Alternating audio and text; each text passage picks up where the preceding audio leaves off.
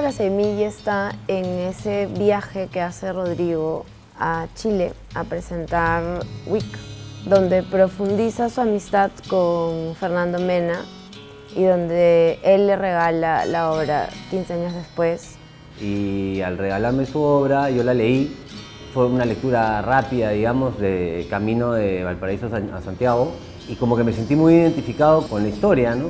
Si bien 15 años después tiene mucho de la identidad chilena, ¿no? Hablaba un poco también de esta generación latinoamericana, ¿no? De la herida, de la soledad, de los traumas, como esta generación después de tantos movimientos sociales, de lo que había pasado, y bajo esa premisa fue como que Rodrigo le dio esa profundidad a su obra cinematográfica. Aparte de eso, yo tenía ganas hace muchos años de hacer una película de encierro, de pocos personajes, en un departamento, y creo que la historia funcionó. O sea, fue el momento preciso entre probar a hacer una adaptación a guión cinematográfico de una historia que me parecía interesante y que la veía yo adaptable a una generación o algo que me identificaba a mi generación, ¿no? El guión lo escribimos con Iyaria Lencastre, con la que también hemos escrito nuestra primera película que se llama WIC. Normalmente hablamos un montón antes de como que realmente que alguno se siente a escribir. Hay un montón de cosas que como que dibujamos conversando. Primero empezamos escribiendo una estructura. Yo empecé escribiendo una estructura que partía un poco de lo que sucedía en la obra de teatro, y luego, una vez que estaba esa estructura, ya empezamos como estilamos escribir ida y vuelta, ¿no? O sea, yo hago una versión, luego se la paso. A veces llega a mí en escaleta y yo le pongo un poco los diálogos.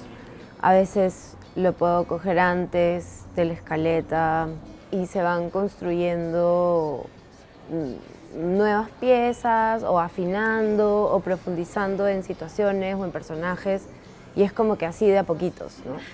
Para mí el X era un proyecto que no era propio, ni tampoco era de oficio, sino que me involucraba, ¿no? Me involucraba por el cariño que le tenía al proyecto. Entonces, el hecho de saber desde mucho tiempo antes que íbamos a hacer esta pela nos permitió poder buscar las locaciones con anticipación, poder permitirnos tener ensayos mucho tiempo antes, incluso un par de meses antes de empezar a rodar.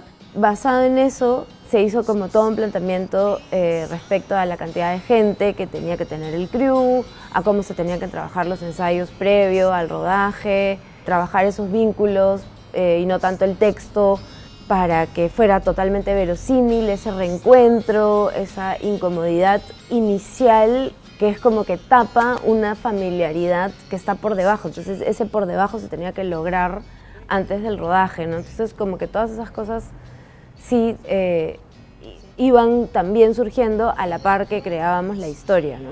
Lo cual nos hacía como que centrarnos en donde radicaba todo el peso narrativo de la película, que eran estos 4 personajes, ¿no? Entonces el resto, lo que se sumaba en el entorno, ya era como mucho más fácil de manejar si es que esta parte, digamos, este eje que era ellos y estos ensayos que permitía que ellos también pudieran tomar conciencia de la historia, poder aportar en su personaje, poder permitirle tanto a Rodrigo desde una mirada de director como al guión en sí, poder aterrizar un montón de cosas y poder irse acomodando en el camino, ¿no? Entonces creo que la mayor concentración era en construir esta química con estos personajes, con la dirección y con el guión, que permitiera que el resto fluya, ¿no?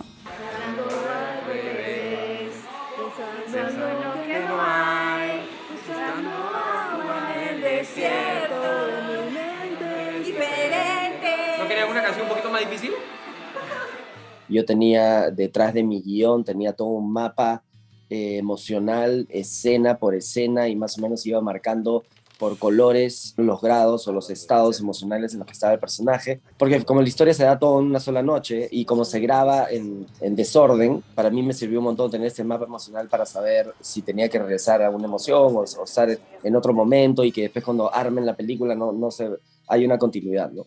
Y a mí lo que más me importaba era que no caiga mal de manera gratuita este personaje, ¿no? Sino que la gente lo pudiera entender. por lo menos al final, no sé, en algún momento que lo puedas entender y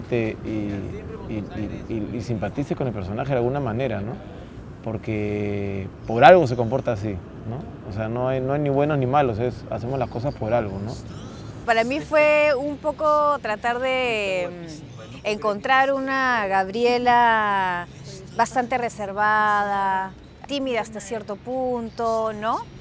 Y cuando hacemos desarrollo de personaje con Sebas, con Javi, con Rodrigo, definitivamente ellos me ayudaron un montón y bueno, yo creo que el resultado se ve, ¿no? Tuvimos suerte los actores, creo, de que estuvimos contenidos por tanto como Rodrigo y Ari tenían una idea como que nosotros compartíamos, que era bastante como libertad para poder proponer, para poder crear el texto finalmente como un punto de partida desde el cual uno puede como aportar también, ¿no? Y hacer suyo las letras que están escritas ahí.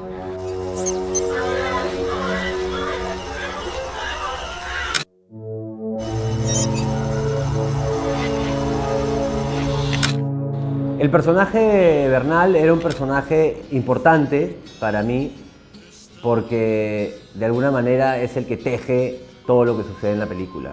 En la obra, originalmente, él deja una carta, ¿no? Y esa carta se lee en el proscenio, digamos, cada tanto por cada uno de los personajes. Entonces, la idea de convertirlo en un video que exponga un poco lo mismo que la carta, y luego se fue formando un poco en algo mucho más sensorial, ¿no? Lo importante era poder entender que para vista de algunos personajes había un mensaje ahí y para vista de otros simplemente había una perturbación, ¿no? Entonces a nivel sensorial creo que el video funciona como eso, como la mente de alguien perturbado, ¿no? En la obra básicamente es mi manifiesto, ¿no? Bernal era yo, el muerto. Y en la película pasa este personaje que como que entiende, ¿no? Como que sufre, como que resiente, como que conserva esa laceración de haber tenido este amigo que pudimos haber ayudado, ¿no? Y ahí Humberto toma ese rol. Eso me pareció notable, cómo el personaje de Humberto pasa a ser como el eje, ¿no? El eje de esta conversación, de este tránsito en esta noche donde ocurre todo. Yo usé una foto de un amigo que es un gran amigo. Para mí siempre usé esta imagen para ponerle una cara a Bernal, en el sentido de que si el día de mañana me llaman y me cuentan que algo le pasó, sería durísimo, pero no me sorprendería y usé eso para darle cuerpo, hueso y carne a este sentimiento que tenía Humberto de frustración y de pena y arrepentimiento, de pucha, pude haber hecho algo más. Bueno, mi Bernal en realidad para mí nunca tuvo rostro, ¿no? O sea, no tenía una característica como físicamente, ¿no? De hecho, le tomé más forma pegándome un poco a Javi, al personaje de Humberto, porque él como estaba mucho más pegado a Bernal, ¿no? Entonces, a través de él y sus emociones, a mí me ayudó un poco a sentir este personaje que nunca aparece, que no se sabe nada más que el video que dejó y eso, ¿no? Su presencia encarna un poco los fantasmas que compartían este grupo de amigos, ¿no? Las historias no resueltas, lo que no se dijo, lo que puede ser incómodo de recordar. Yo tenía claro quién era Bernal, ¿no? Yo tenía una cara definida, un tipo de vestimenta, todo, porque casualmente para que no quede en un fantasma, ¿no? De hecho, la bruma, la niebla, el clima tiene que ver con una proyección del estado emocional de los personajes y se buscó desde el guión casi, ¿no? Y estábamos muy atentos a cuándo se tapa el cielo, cuándo esa característica tan genuina de la ciudad de Lima iba a aparecer, ¿no? Esa humedad, esa bruma, se esperó. Entonces, creo que uno de los anclajes de la propuesta estética de la película era esa difusión, ¿no? Esa bruma difusa, no solamente en el clima, sino también a través de los vidrios, las gotas del rocío, y etcétera, ¿no?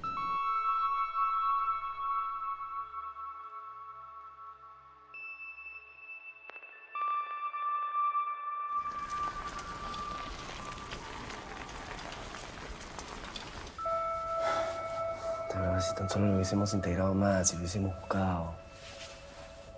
Puta, tú no lo tenías en Facebook, no sabes la guas que postear, no estaba mal, no estaba locazo. ¿Qué? Vamos un toque. Nos juntamos 11 años, ¿no? Bueno, maneja tranquila tú. Por algo será, ¿no? Qué chorrada. Ya, escúchame. Para ser sincero, es una tontería, ¿ya? Pero me cago de miedo ir contigo. Por lo que pasó en Quinto. No seas paranoico, va a pasar un culo de tiempo, la gente se olvida. Te puedes olvidar de algunas cosas, pero hay otras que ni cagando. ¿Y tú? ¿Cómo es eso que me ves por Facebook y no me mandas ningún mensaje? Hippie, más bien. Aplica, peón. Es tu oportunidad, ¿no? ¿No te contagió su mística este huevón? No me digas que tú también crees que estamos aquí por un motivo oculto que hace que estemos todos juntos. ¿Estamos acá, sí o no? Sí, estamos acá. Mira, y con toda la onda del mundo, ¿eh? ¿No ves que tú también tienes trabajo que resolver aquí? Acá. Mucho Ay, suelta. por mí, pero... Suelta, Daniel. ¿Qué pasó? Ah, que empezó a joder, pues, con la canción. No. Siempre la... ¿Qué pasó con nosotros?